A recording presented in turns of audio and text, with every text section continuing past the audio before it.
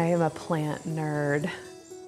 I mean, there's just so many different colors and varieties. It's hard not to be obsessed with flowers. Like, I think it stems from my early childhood and then just tending to things and growing plants.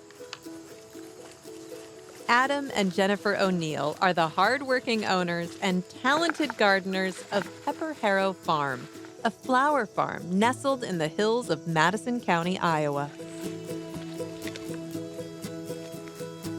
When we moved to the farm, we do what you do when you buy a farm. We grew vegetables and got a couple of goats and get bees and try and do everything under the sun. And Jen grew a garden of flowers that we took to the farmer's market. It really brought a lot of joy to people. And that was a big draw for us. Like we enjoy the joy, I guess, if that's redundant to say.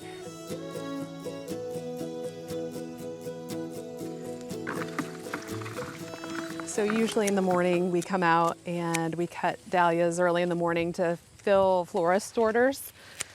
The harder we deadhead, the harder we cut these old blooms off, the more the plant is going to want to produce more blooms for us. And it's important that we do this early in the week because then we'll have them for later in the week to be able to take them to farmer's market. We try and match the colors of the season. So in the spring, we have a lot of pastels and soft colors. The summer, we work to have our bright colors, and I look for candy colors in particular because we like our bouquets to look edible. This is called celosia. They also call it coxcomb. This is the stuff we have customers say this used to grow in their grandma's garden. And we like to grow old-timey, old-type flowers that people, when they look at it, it reminds them of memories that they had from growing up. Isn't that gorgeous? Ah, it looks like a lion's mane of hot pink. Our zinnias, they look a little beat up because we're actually done harvesting them, but we leave them up for the monarchs and the other butterflies that are migrating through. Adam and Jennifer are very conscious of how much they get from their land, and they're passionate about giving back. That's why parts of their property are set aside for natural or native habitat.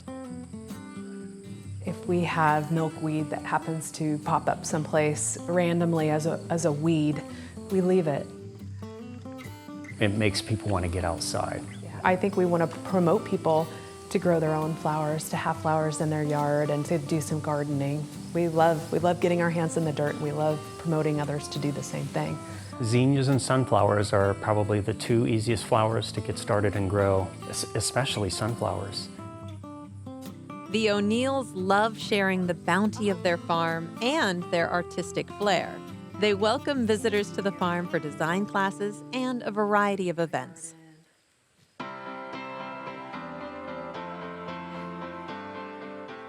Don't feel like you have to have a massive garden to be able to go cut a beautiful bouquet. You could do something as simple as going out to your tree and cutting off a few small branches to stick in a vase.